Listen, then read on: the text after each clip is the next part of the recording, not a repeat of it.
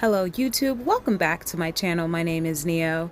Today we are getting started with another client. As per the usual, I have sprayed her hands down with some alcohol, just lightly. I'm using my rubber tipped cuticle pusher, so this is very gentle. I used to really enjoy using a metal pusher to kind of actually scrape the nail surface, but I find that this is just easier. It looks rough, but I promise it's really gentle, and I'm just pushing back the skin. I'm not even able to scrape the nail plate because it's a rubber tip. It's fairly soft, and as you can see, it's kind of bending with the skin. The clients, I feel, just, prefer it just because it's a little bit softer and I'm not like scraping with the metal pusher. After that, I'm going to go in with my skiver bit to clean off that nail that we just exposed by pushing back the skin. So in this case, my it's a diamond bit, and I'm using my e-file at a very low speed. I have the bit as flat or as parallel to the nail as possible, and basically what I'm trying to do here is just get any dead skin that has grown out with the nail that is stuck on that nail plate up and off the nail. Sometimes I'll go in both directions. It's helpful to go in the forward and backwards directions. You're able to get up more skin from the nail. You basically want a nice smooth blank surface with no oil or no skin on the nail to basically prevent as much lifting as possible. When the nail grows out, that's where all that new product or that skin is going to be growing from. So I'm just using that skiver bit to kind of get slightly up under the eponychium as well, and it just helps to lift up any dead skin that's kind of just hiding under there from their previous enhancement.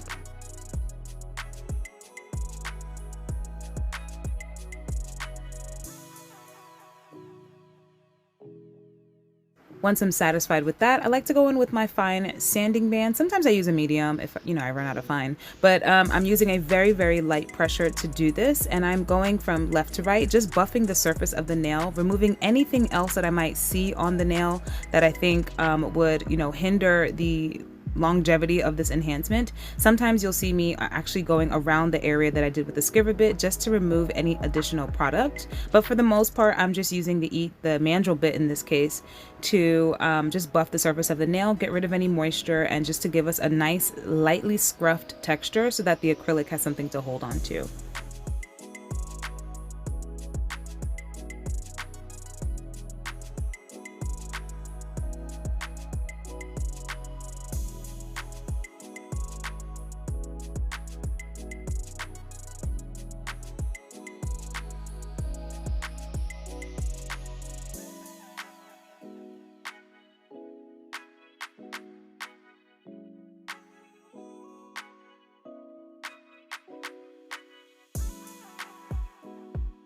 So I don't do this often, but because this client had particularly dry skin and they were a nail biter or like a skin biter, I went in with this ball bit, and I actually told her before I did this, I was like, look girl, I'm about to buff your skin. Don't be biting on your cuticle area. Don't do that.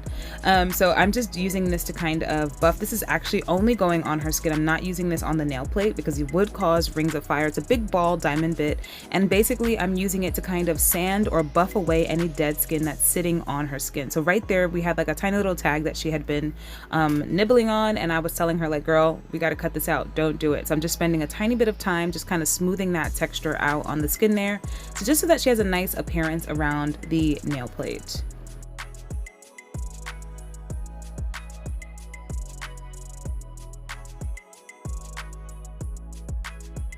You already know I'm going in with my favorite tips. These are the one-step coffin tips in clear.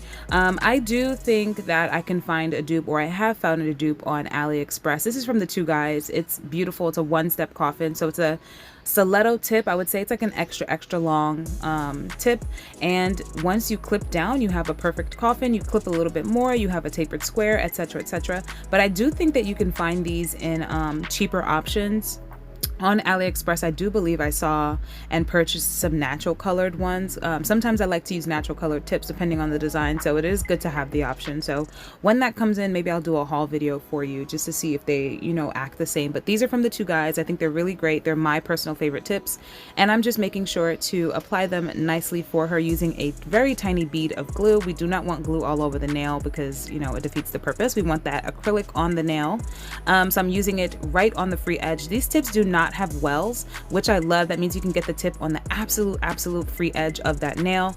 Also, making sure that the nail is going on straight. So like most of her fingers do a tiny little dip on the end, like this finger dips to the bottom right. I place that tip to the bottom left, looking at the knuckles just to make sure that when she holds her hand out, the nail extends in a straight manner instead of going and then dancing along with the fingertip of her finger. So I decided to just use my hand file to just buff the surface of the nail and the tip just to blend them a little bit, just filing to make sure that the tip fits sidewall to sidewall completely. It is always best to go slightly larger than smaller. You don't want the nail to be pinched by that tip and then lead to a surface breakdown. Also, I'm going in, like I mentioned, with the hand file, very light touch, because this is 100 grit and it's a little bit coarse to be, you know, grinding down on the natural nail plate. But as you can see, I'm mainly focusing on blending that tip of the nail.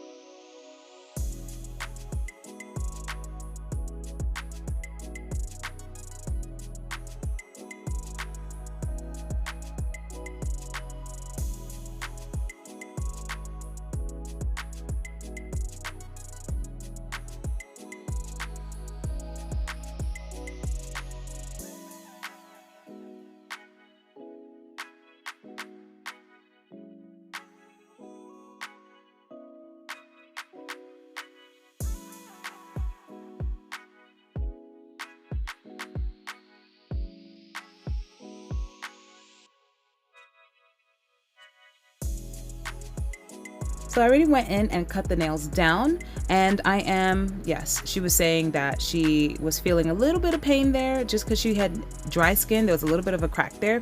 So I went in with my prep system. This is the Mia Secret Dehydrator, the Mia Secret Extra Bond, and I was being extra careful on that ring finger now that I know that her skin was a little bit cracked there. I didn't want that product to kind of burn her because, you know, it's basically alcohol-ish type of product. But we're just using this to make sure that we have good adhesion. That's what primers are for.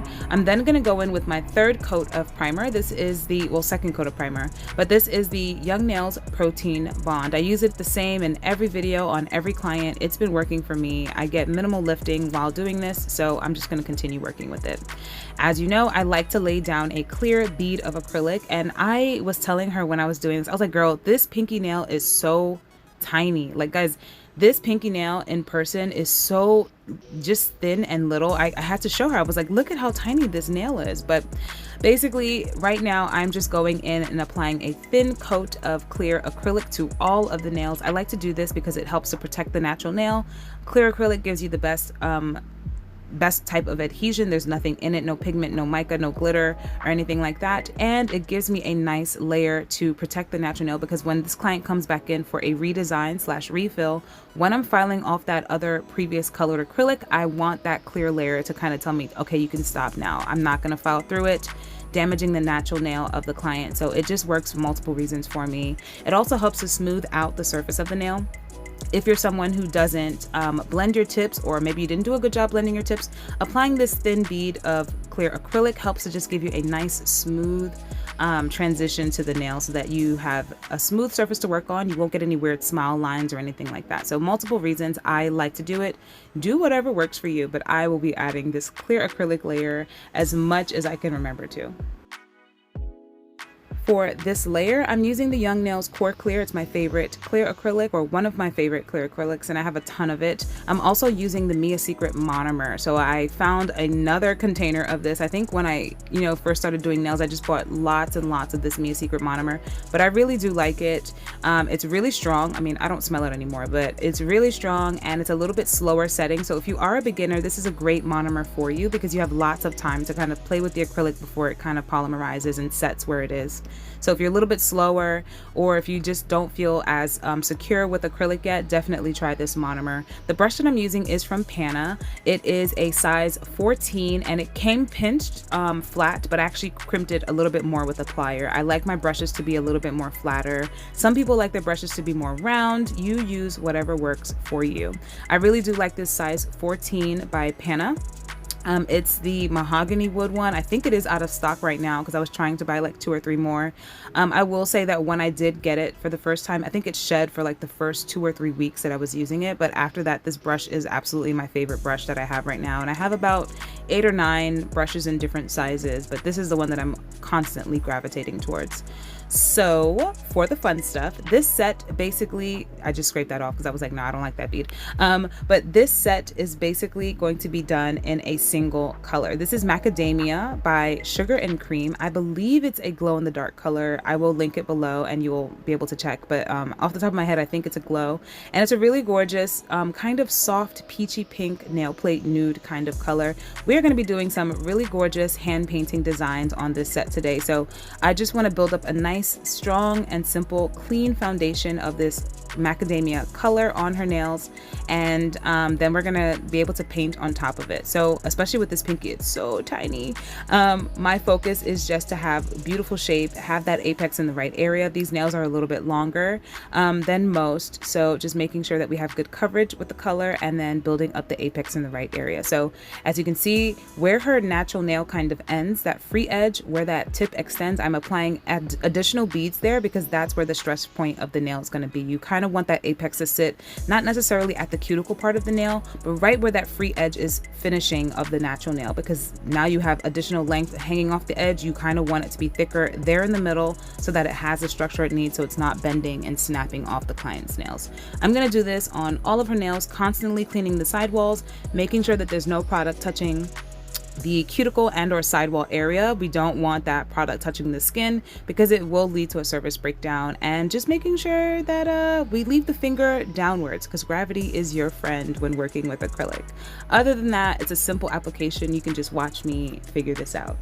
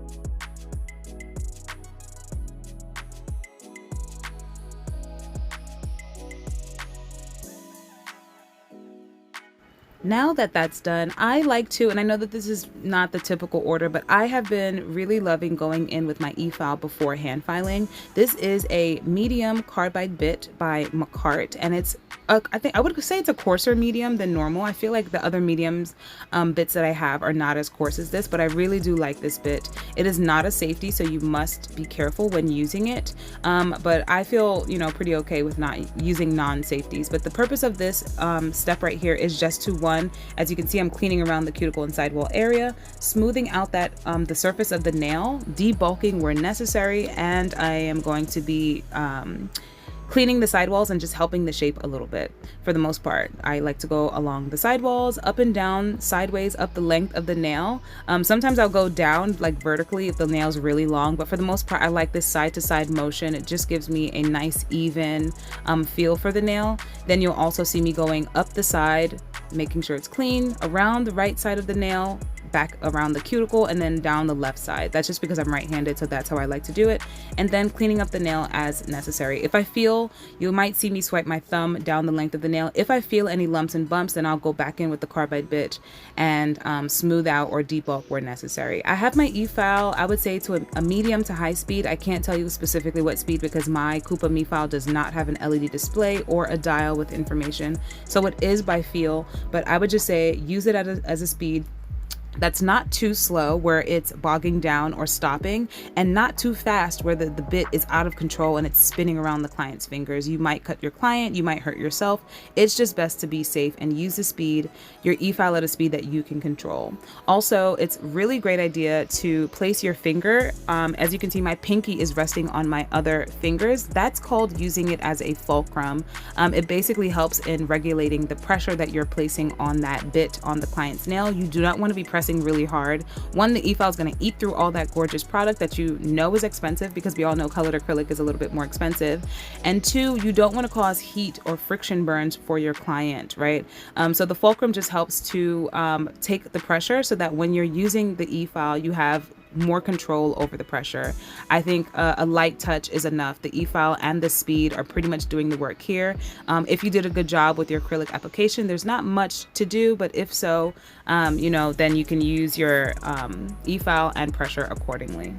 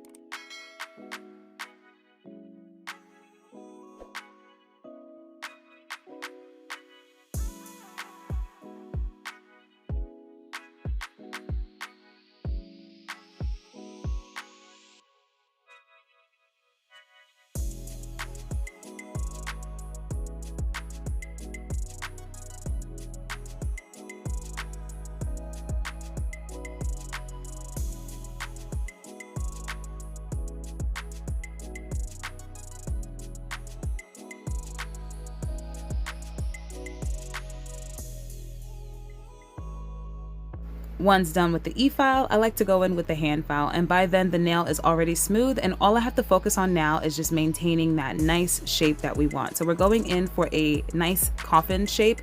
As you can see, I'm sweeping from the bottom of the nail. Sometimes I get a lot of product or bits of product under there. I like to sweep from under the nail and then slowly rotate the file to be parallel with the nail, I guess you can say, and then going up and down on that free edge. So I'm going side to side, but I like to do this up and down. What are we talking about? I think we were talking, who knows, but I like to go up and down just to make sure I get a really nice crisp perpendicular shape to the tip of the nail.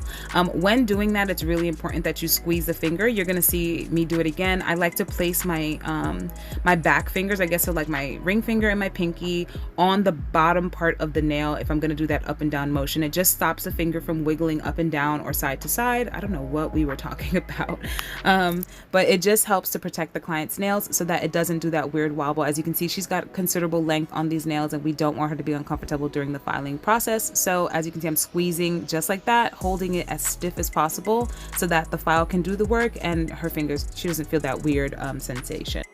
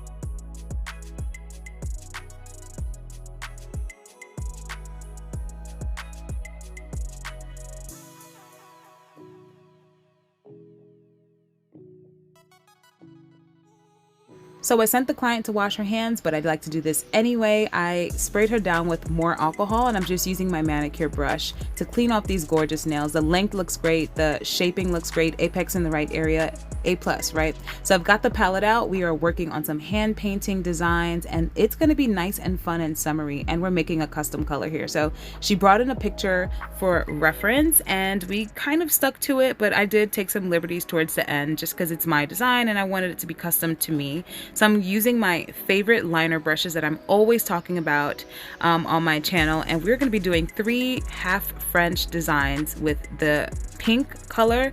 I think it's called First Date from iGel Beauty. It's a nice gel polish, and the great thing about iGel Beauty polishes is that they come 2 in a set. So you might get, you will get the gel polish version, and then you'll get a normal polish version, which is a great option because not everybody is into gel polish at this point. So this is called First Date, and we're just going to be drawing a V French on 3 of her nails. But the V French, I called it a half French because it's going to be half pink and half yellow. So I'm just making sure to use a very, very long liner brush. And as you can see, I'm not doing very much with my hand. The purpose of using a long striper brush like this is that you don't have to do the work. You let the long bristles do the work. So I'm placing the tip of the brush around her sidewall areas. I'm laying down the brush, I guess you can say, on the length of the nail and just dragging the body of that brush so that it kind of just does the work for you. If you use a shorter brush for this, you're going to be doing a lot more strokes. You have more chances to kind of wobble your lines a bit. So if you have long striping, long French designs that you want to do, always best to just use a longer, thinner brush. That's what I'm doing here. So on the ring finger, the middle finger, and the thumb, half of the French is going to be this beautiful, soft, kind of corally pink color. Once happy, I'm going to have her cure for 30 seconds.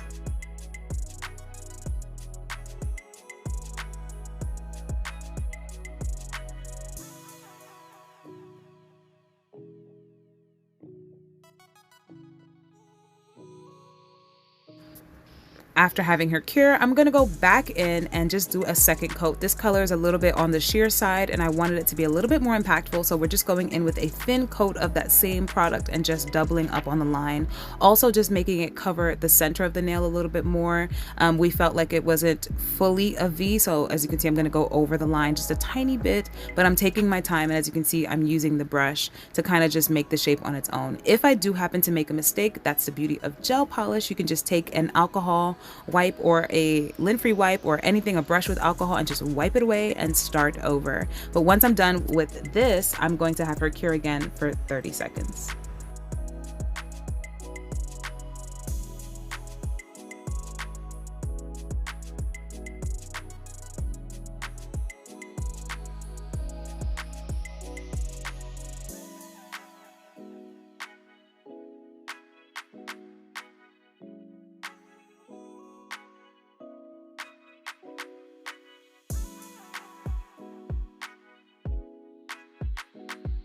So I've wiped off my brush and we've got this gorgeous mellow yellow color by iGel Beauty, and it's such a gorgeous color. It's like a pastel but bright yellow, and it's really, really pretty. Really gorgeous colors for summer/spring. And I'm going to be doing the other side of the French here. So as you can see, I'm letting the brush do all the work. I'm not, moving my wrist around too much. You just see me doing a dragging motion. I'm placing that brush in the corner by the side walls and just letting the brush drag down the length of the nail. And then we get that gorgeous French design. I'm also making sure to carry that product on the side of the nail, because if not, then you're gonna have like a missing patch on the side. So I'm starting on the side and then slowly building inwards towards that pink side so that we have an even French shape. But same thing, we're gonna do 2 coats of the yellow.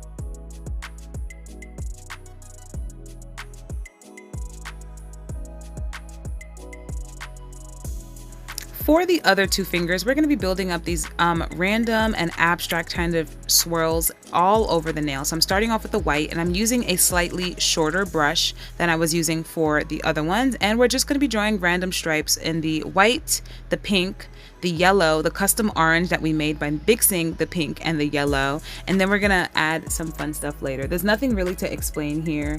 It's just abstract swirls. They're all over the place and everyone's doing them. So I'm just going to let you watch me do this.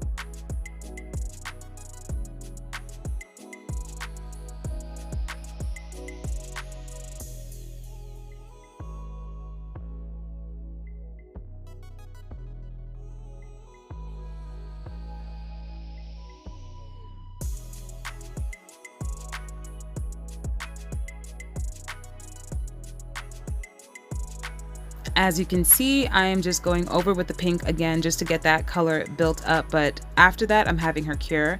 We decided to add a tiny bit of bling to this design, and at first I added a really tiny rhinestone, but she was like, can you make it a little bigger? So I'm using my Zule bling adhesive. We're adding a single kind of large sized rhinestone, crystal AB rhinestone, to the 2 or to the 3 French nails with the pink and yellow French on both hands, and then I'm going to glossy top coat all of the nails because the final step is to add something after we top coat the nails. So I'm going in with a glossy top coat on all of the nails, being careful around those rhinestones. If I happen to get top coat on those rhinestones, I just take a lint free wipe and wipe it off before curing, but I'm gonna have her cure for a full 60 seconds. This is a no wipe top coat, so I don't have to worry about wiping off an inhibition layer as well. And it's important to clean your sidewalls. You do not want to warp your shape. So we spent so much time e-filing and hand filing to get that gorgeous coffin shape, and when using gel products or gel polishes on top, sometimes your shape gets a little bit softened or distorted. So it's always good to just kind of clean your sidewalls just so that you can maintain that gorgeous shape that you work so hard to file in the first place.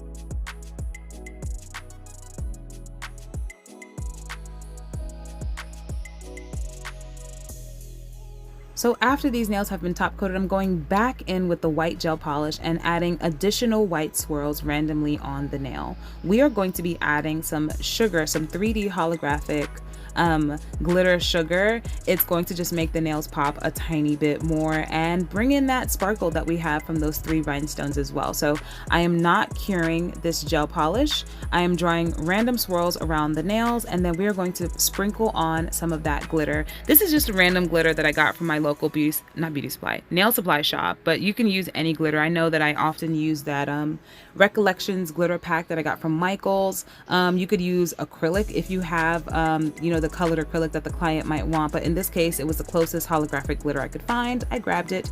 There you go. I'm using a metal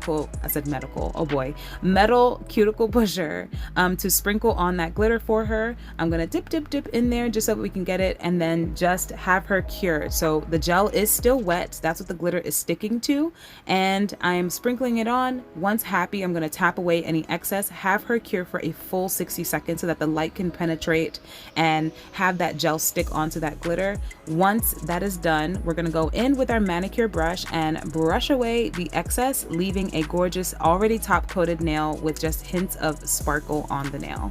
So that's pretty much it. I know I talked through that whole thing. This is your final shot of the nails. They were super pretty and fun. I'm so excited to start doing more fun spring summertime sets. Thank you for watching. Like this video if you like, subscribe for more, and I'll see you in the next one. Bye.